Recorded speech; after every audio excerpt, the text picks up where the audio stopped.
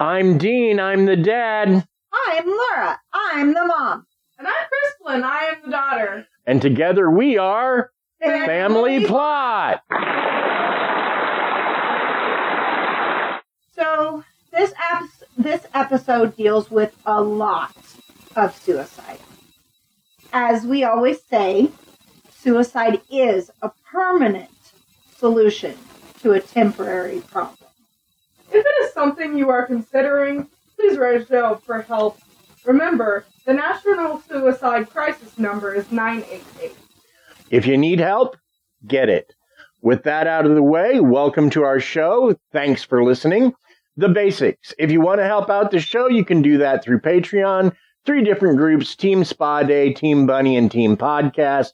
It's a monthly donation, $1, $3, $5, or $10, and every little bit helps. If you can't do that, you can always make a one-time donation through Buy Me a Coffee. If you can't do that, then we say if you enjoy the show, share it on social media. If not, keep it to yourself. This episode, we take a look at the culture of Japan, specifically its largest religious influence and the pressures inherent in their society. Then we focus on the Aokigahara Forest. Famed as a place for suicides, what led to this place becoming a haven for suicides, and the spooky events that happen there. So we hope you enjoy this creepy episode on the Aokigahara Forest. But first, we have our Krysta. And Krysta has facts.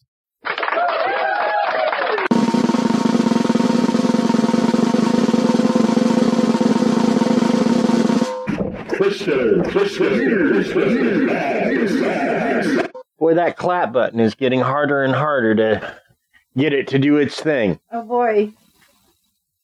All right, well, welcome back to the Fact Corner. My name is Krysta, and I will be your host, as always. Yay! Yay!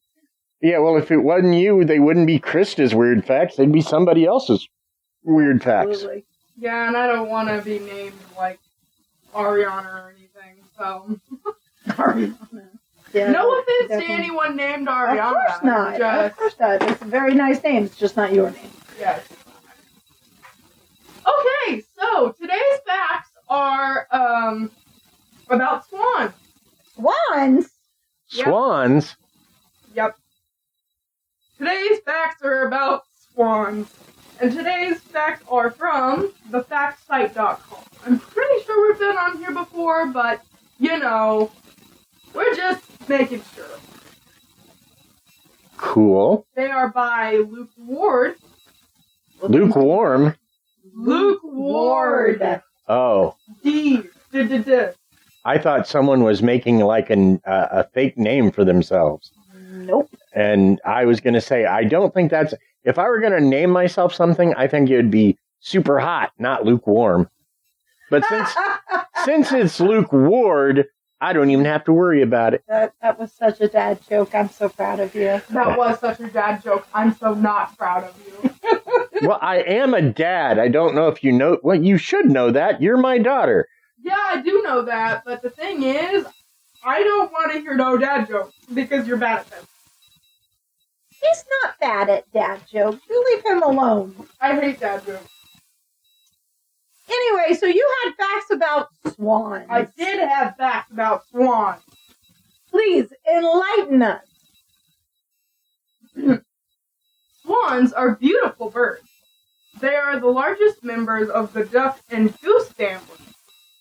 Do you know what the name is for having the irrational fear of swans, or what continents they live in? No? Well, check out these top 15 fun facts about swans, and find out the best facts here. So, that is their info. Okay. I am going to give you mine. Okay. Okay. Welcome to the Facts Corner. Mm-hmm. This time, we're talking about facts. About swans. About swans. Swans are very interesting creatures. However, while they may be beautiful, beauty may come with a little bit of territorial. Elvin. I know that if you draw a 2, you can turn it into a swan. I learned that from a book I got in the library when I was probably 9 or 10.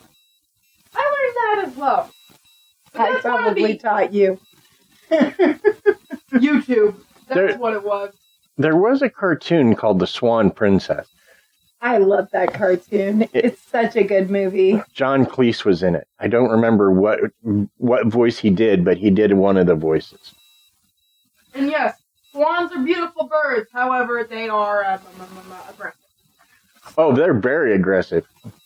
So, leave the swans alone. You don't want to get attacked by them. Okay, so what are the facts? Let's start off with fact number 1. This is not the fact number 1 on the website, but this is the fact number 1 that I chose to go with. So if you have an issue with it, go on the website. Alright. A male swan is called a cob, and the female swan is called a hen.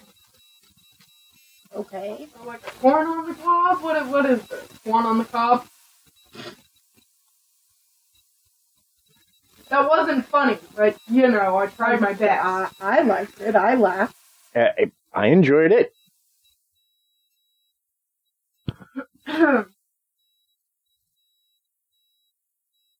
Okay.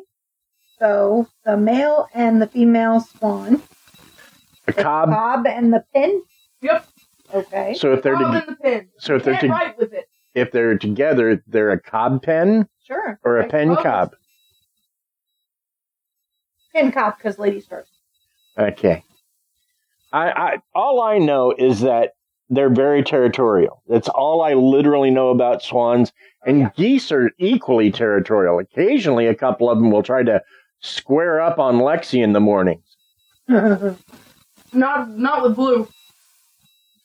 Blue runs towards them yeah, and they run but away. see, Blue doesn't take Lexi in the morning. He did. No, I was talking about Blue. Blue in specific. Blue ran up to a goose and it was like, ah! And like flew away. I see. It was hilarious. Anyway, fact number 2. Swans begin breeding in the ages of 3 to 4. Okay. Seems a little young, but you know, I don't. It's What is their lifespan?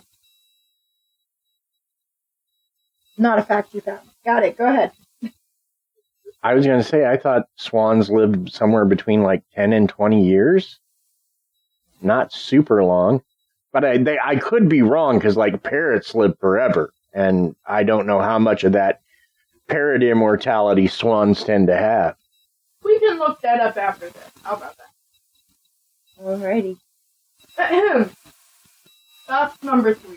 Oh, we're going by so fast. Mm-hmm. You guys must be so fast. I am. I am always sad when your facts go by fast. Yeah, well, I apologize about that. Swan eggs take between 35 and 42 days to hatch. And yet they cook in just a couple of minutes. Dad! You are so evil! That was terrible. I was just trying to make a joke, but okay. Now I want an omelet. I hope it's not a swan omelet. Wouldn't that be a swanlet? Stop. Stop it. No. Never again! Ah, goodness. All right, so fact number 4. a baby swan is called a cygnet. I think I had heard that one before. I had not, but it does make a certain amount of sense. Well, because you sign your name with a pin, and that's a signature. So I guess. Actually, I was going to say it sounds like a signet ring, but I think it's spelled differently, like a swan. C-Y-G-N-E-T. Yeah, as opposed to S-I-G-N-E-T. So that's kind of cool. Ahem. And this final fact is funny to me. It just tells you not to mess with swans. In 2001, a man in Ireland had his leg broken by a swan when he was trying to provoke it. Well, that's what you get for picking on a swan. Shame on him. Yeah, don't provoke the swans. Yeah. Don't provoke the swans! There should be a sign up anywhere swans gather. Do not provoke the swans. Sure, absolutely. Do not provoke the swans unless you want your leg taken off. Broken. Just broken. You didn't say they took his leg off. They can. Ooh. Oh. Actually, in parts of Europe, there was a belief in women that could, like, take the shape of swans. And there's a lot of stories about them, but I want to say they were in generally considered evil, but there was a way you could force them to not be swans. Like you could force them into human form. And so some clever farmers would like force them into human shape and wed them. And they were always good wives, but they were always looking for a way to get their swan lives back. Okay, so I got the information. That was the strangest story you've ever told on the show here. I've got the information. What information? How long swans live? How long swans live. Okay, yeah. 20 to 30 years. Well, there you go. Hey, babe, you were like right on the money. I was close anyway. I said like 15 to 20, so yeah. That's pretty good. Yeah, I was close. So, well, first, Krysta just finished her fact, so... So you gotta give her some applause. Yay, Krysta. Applaud to Krysta. Yay. Okay. Yay. Those were great facts, babe. Good job. Those were amazing facts. Thank you very much. So, before we get into the Aokigahara forest, there are some things we need to talk about. Now, Shintoism is the primary religion of Japan. There is no overriding dogma or schedule of worship, rather more an arrangement of superstitions. It's a polytheistic and animistic religion, which basically means that... Polytheistic is multiple, right? Yep, there's multiple creatures to worship, and it's also, as I said, animistic in that it gives animals or animus to all things, meaning everything has a spirit called a kami. And the kami are believed to inhabit everything, including forces of nature and prominent landscape locations. The kami are worshipped at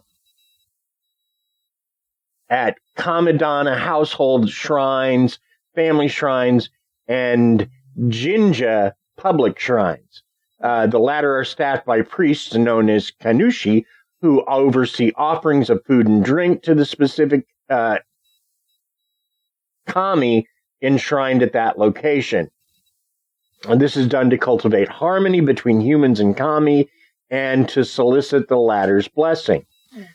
Other common rituals include kagura dances, rites of passage, and seasonal festivals. Public shrines facilitate forms of divination and supply religious objects such as amulets to the religion's adherents. Shinto places a major conceptual focus on ensuring purity, largely by cleaning practices such as ritual washing and bathing, especially before worship. little emphasis is placed on specific moral codes or particular afterlife beliefs, although the dead are deemed capable of becoming kami. The original religion has no single creator or specific doctrine and instead exists in a diverse range of local and regional forms. So basically, what that all boils down to is the Shinto religion is basically about worshiping nature. Nature in the form of these kami that inhabit all kinds of nature. Everything from rocks to trees to stones to even an entire forest like the Aokigahara can have its own kami. And it does become affected over time by its surroundings and by the things that happen there. So that is kind of important to the beliefs we're going to be talking about today. Now, in addition, Japan has always had a different relationship with suicide than almost any other country. The Japanese have traditionally seen suicide as a way of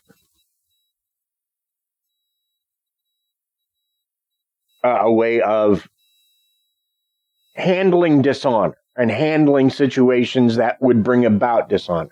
So, if, for example, a general, there was no way the general could face his foes for some reason, he would often commit seppuku, which is ritual suicide. Suicide is often a thing that happens with young people. If they don't do, which it is, but if they don't do well enough on their placement tests and they can't move on to better jobs, they feel like they have let down their family. And so rather than dishonor their family by their poor score, they will commit suicide.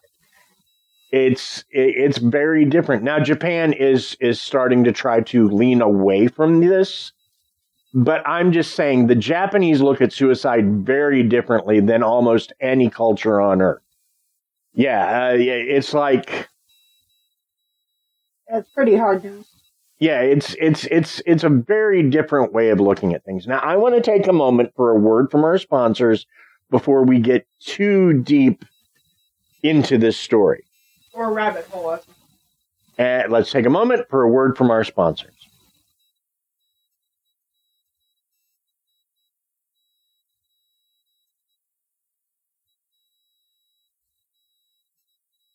All right, honey.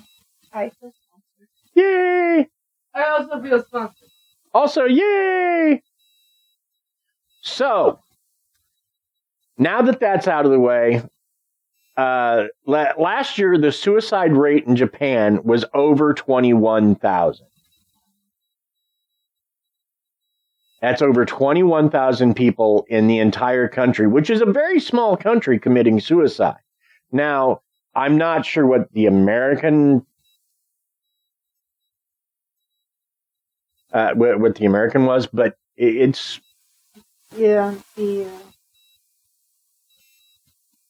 that it definitely seems like a high number. Yeah. Now, as I said before, Japan has a long tradition of suicide dating back to feudal Japan. It was perfectly acceptable in Japanese culture at one point to commit suicide to avoid bringing dishonor on the family. Losing generals and samurai would often commit seppuku, which is a form of ritual suicide, to avoid the dishonor of defeat or bringing shame to their families. For years, Japanese students who didn't do well on their final exams would often consider, if not implement, plans for suicide in order that their failure did not bring shame upon their families. Since the pandemic, the trend has gone to men in their 40s or older, and they're not sure why. Now Japan is changing, and suicide is no longer as accepted as it once was, but a tradition that existed for centuries isn't going away overnight. And recently, an American professor at Yale made things worse. Yeah, saw something about that. Yeah, he basically said that the Japanese could the aged of Japan could make the Japanese system better by committing mass suicide, which is just a horrible thing to say, especially about a culture you don't belong to. Well, and in general, I was under the impression that the Japanese culture more revered its elderly members, not. Yeah, but there's a practice we're going to talk about when it comes to Aokigahara that. Well, this is any of his business. Because I'm only going to say one thing.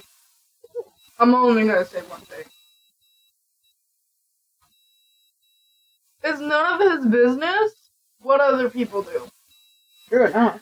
And he needs to literally... I'm only gonna say this. I think Chris is ramping up. She ain't happy with that. Go ahead, Chrissy. Get it, girl. Nobody, and I mean nobody. Get it, girl. If you don't know the person, if you don't know who you're talking about, don't tell them to go commit off. Krysta, I agree wholeheartedly. And that professor has caught a lot of stuff. I just felt like I had to point it out since it happened so close to the episode. Like when I was looking up stuff about the Aokigahara, that story came up 9 different times. Yeah. Good. It's recent. He deserves everything that he's getting. He's a jerk. He's being a complete butthead. Yeah. And I can't say any other word. That was really uncalled for, I agree. Now, Aokigahara means blue tree meadow. Although I've looked and most of the trees, not blue. You did your due diligence and made sure that there weren't any blue trees that you saw, right? Yes. Okay. Now, it's also known as Jukai, which is in the Sea of Trees. It's a forest on the northwestern flank of Mount Fuji on the island of Honshu in Japan, thriving on 30 square kilometers, which is about 12 square miles, of hardened lava laid down by the last major eruption of Mount Fuji in 864 Common Era. So about 1,200 years ago, roughly. It's been a while. Yeah, it's been a minute. Now, some blame the book Tower of Waves, which is Nami no To in Japanese, by, and I'm probably going to say this wrong, and I apologize, Saiko Matsumoto, which features the protagonist, a female, retreating to the Aokigahara forest to commit suicide. But many believe the practice actually predates the book and the practice of ubasut, which is the practice of abandoning elderly family members, especially females, in the woods or on mountaintops during times of economic hardship, leaving them to die. Many believe that was practiced here until the 19th century, and the forest was associated with death long before the book's publication. Now, there is some argument, some claim ubasute was never practiced. Or at least not practiced by the children leading their mom and dad to go die in a forest or on top of a mountain. They do believe that it became a thing because the elderly parents, seeing that their families were suffering such hardship, would take it upon themselves to go die in a ditch, essentially. Wow. Which... Yeah. Too much. That's a bit much. But it is also uniquely Japan. That is how the Japanese have long been. They see that there is a duty to the family. And a lot of times, they will live up to that duty in ways that no other culture ever will or has. I mean, look at World War II, the kamikaze pilots, the Divine Wind. It was essentially suicide pilots, but the reason that they did it was it brought glory to their families, or so they thought. So, yeah, again, this is that's why I felt like I had to cover Shinto and I had to cover this background of the Japanese, because they don't look at suicide like almost every other culture does. And even though they are starting to, as a culture, reject it, it's something that's been going on for thousands of years. Although, actually, I want to take a moment here to sort of jump out of this, because there was something I meant to talk about that I didn't get to, and I want to bring it up, which is last week we had over just 200 listens out of Canada. What's going on with Canada? Over 264 listens of the Wendigo episode. That was pretty awesome. Now, the Algonquin... I guess some Canadians really like the Windy Boys. Well, I was thinking it more had to do with the fact that the Algonquin Indians, whose legend that it is, reside mostly in Canada. No matter what the reason for it, we certainly appreciate the listens. Yeah, I don't think it matters. We got good people on our side. So I just wanted to take a moment to thank the Canadians that made it a point to listen to our show. Absolutely. Now, that being said, let's move on to the forest itself. Now, the forest itself is described as still, and many claim it has an aura of death around it. Over 100 people a year can commit suicide there, and YouTuber Logan Paul is famous for exploring the place and showing the body of a suicide victim. Wow. You have to be pretty awful to go, and I'm sorry. We enjoy what we do, and we, enjoy telling stories on our podcast, but I would really feel like I would have to draw short of using someone else's emotional pain and suffering to further my career or my watches as a YouTuber or even as a podcaster. I just really think that's going above and beyond. Oh yeah, I'd go to the forest. Don't get me wrong. I'd go to yoga. But I mean, you could tell the story. I don't know that you showing the body of a suicide victim. And he caught a lot of flack for that. Deservedly so, in my opinion. Yeah, absolutely. That's what I'm saying. I don't have... Suicide is awful in every scenario, but that's really just pushing it. Not so much for the person that committed the suicide, but so many people are affected by that one life being lost, the people that are still here. Yeah, well, like I said, many claim that particular act by Logan Paul was repulsive, and he caught a lot of flack for it. It is repulsive. As I feel like he should have. Mm-hmm. You're dealing with a forest where literally on the trail, as you walk through it, there is sign after sign saying, if you are here to commit suicide, please reconsider. Your family loves you. There are people that rely on you, people that need you. Reconsider what you're doing. Right.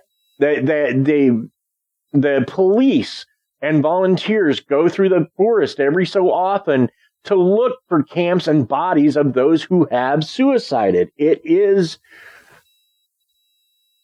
Unfortunately, it seems like it's just something that takes place in this area. And while I would go there, like I said, I would happily explore the forest. It wouldn't be to show the results of somebody who went there to end their life. In fact, if I encountered someone who was considering it, I would stop and try to talk them out of it. Absolutely. So, I mean, and then I guess that just takes us into, so after all of this sadness and all of the loss of life, obviously there are ghost stories and paranormal stories. And of course, obviously we're talking about YouTubers and we as a podcast are talking about it. So obviously it has definitely come to have this stigma. Absolutely. And the only other thing I want to add is the thing that really bothers me about it is that the whole YouTube thing that he did by going is still up. He's never taken it down. And I feel like that makes it worse. You know, it's one thing if this is going to be kind of funny or kind of darkly funny maybe or whatever. And but when people start to go, hey, we don't like that, I think you're obligated to go, okay, my bad. And he didn't. And it really just, it makes me sad. So let's get to the ghost hunters who have entered the forest and claim that it is haunted by powerful and forlorn spirits, which, if Ubasut was a practice, how could it not be? You know, and even if it wasn't, again, 100 people a year have died there since 1969 at least, which is when that book came out. Mm-hmm. Over 100 people a year committing suicide in the forest. That has created a bit of a spiritual morass there.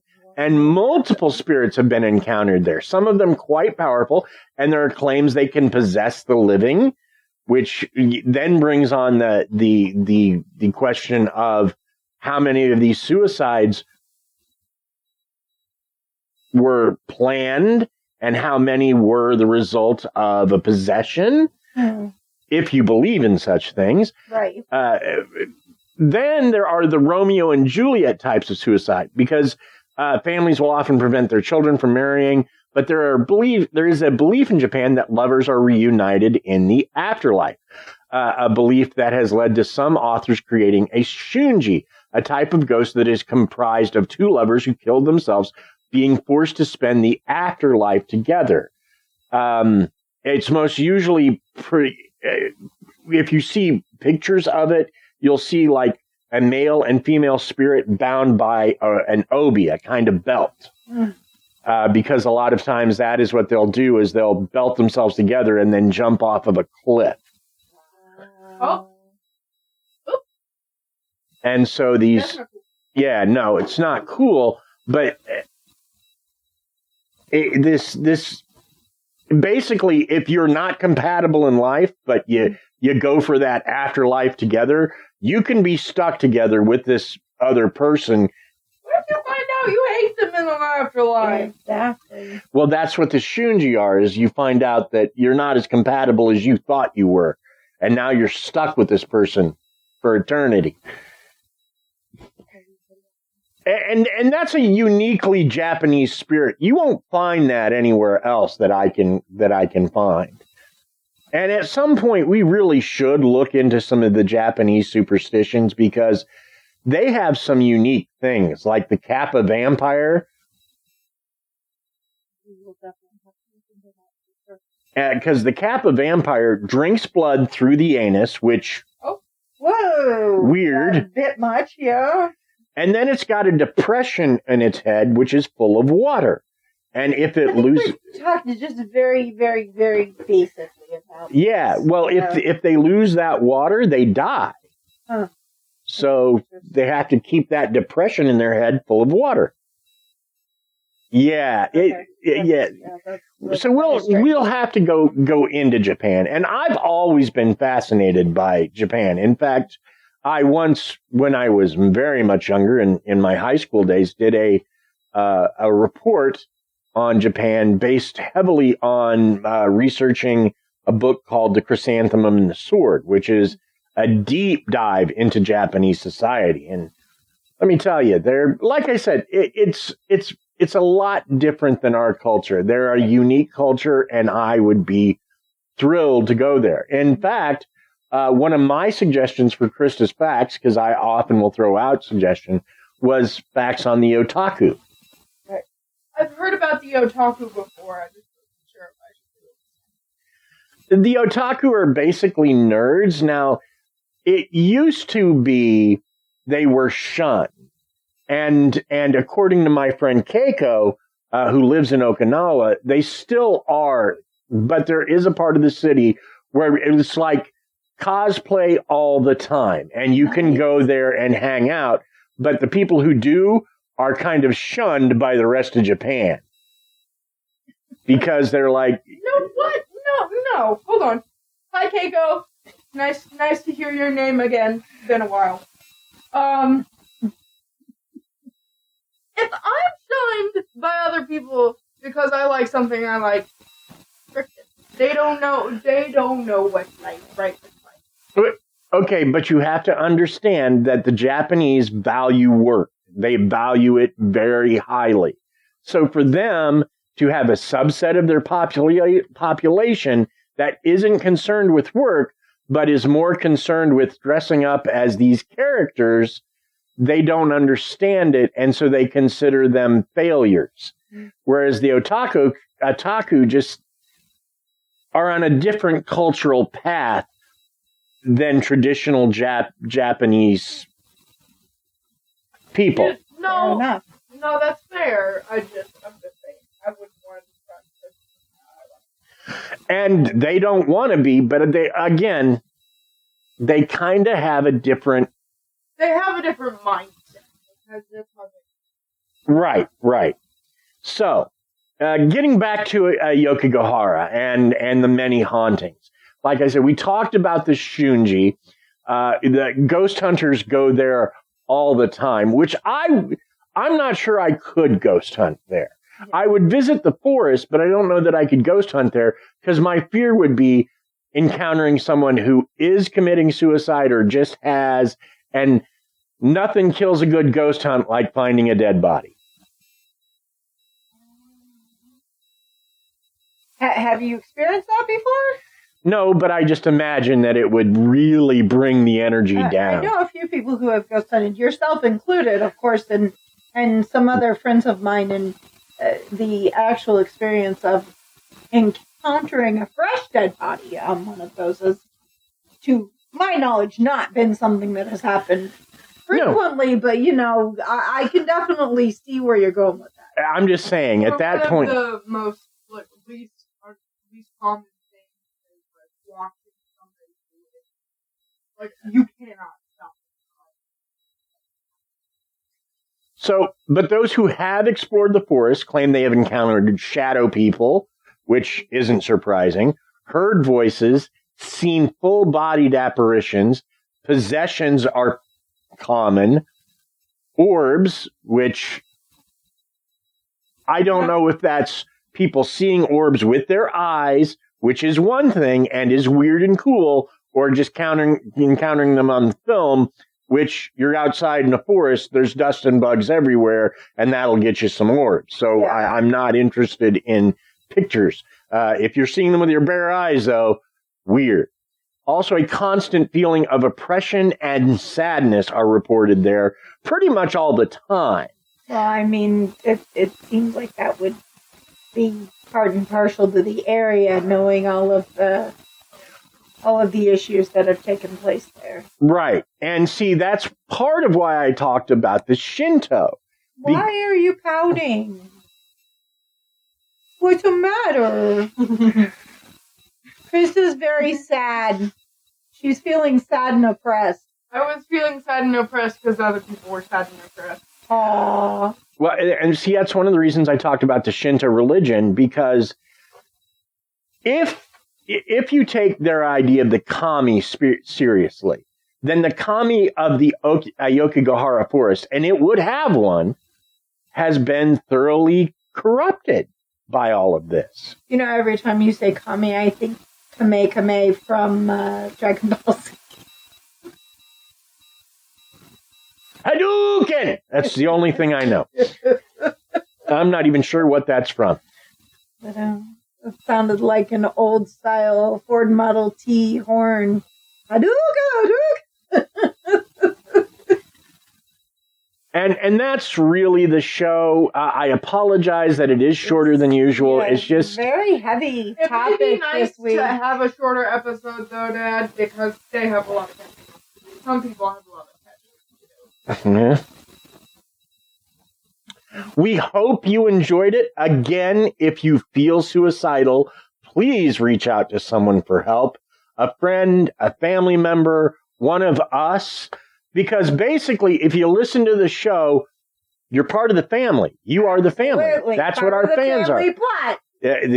We're the family plot. Our fans are the families. Welcome to Family Plot Podcast. You are now part of the family. There is no changing that. Okay. That's right. You're stuck. You're stuck with us like every good family should be. Right. Or call 988, the suicide hotline. And again, I cannot stretch that enough. Thanks to Bill Barrett for our theme music. If you need music for a project, Bill's your guy. He works fast, he works quick, and he works fairly inexpensively. All things that are wonderful.